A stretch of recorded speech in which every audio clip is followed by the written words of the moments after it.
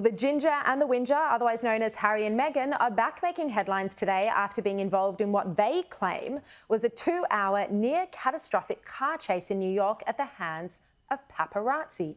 But just how much went down last night has now become a contentious issue. A few key figures in this alleged chase are speaking out to dispute the claims.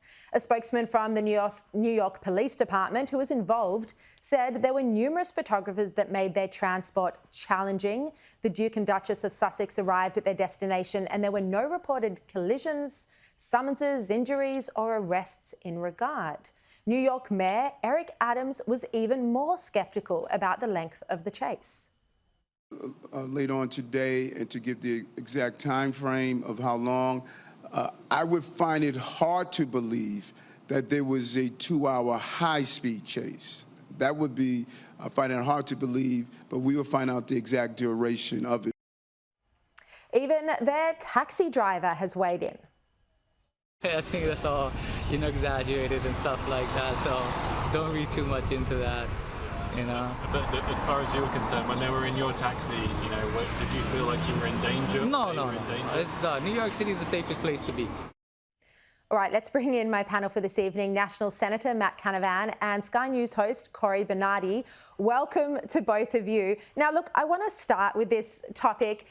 Cory, the thing is that even if you wanted to go on a high-speed car chase in New York, there's too much traffic everywhere. And the images that we've seen so far of them getting in a taxi, I don't even know why they were in a taxi instead of being personally chauffeured in the first place, but the taxi's not moving.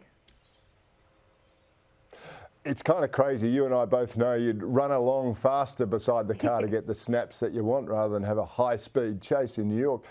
Look, I've seen this before, though. There are people who are addicted to attention, and when they don't get their fix or they don't get the publicity they want, they make increasingly bizarre claims or run increasingly big stunts. This is clearly, to me, a desperate attempt for a dopamine hit. But in this case, I think Harry's the dope, and I reckon Meghan's just the mean one because they've made fools of themselves again here. This is just ridiculous, and the less we talk about them, I reckon the better off the world would be. Well, there's so much tragic news in the world. It's nice to be able to have a bit of a light item and have fun, poke fun at people who are so wealthy and divas every now and again. Matt Canavan, look, I don't dislike the couple at all. I do have some sympathy for them, of course, and you would understand Prince Harry being very sensitive to paparazzi chasing him after what happened with his mother.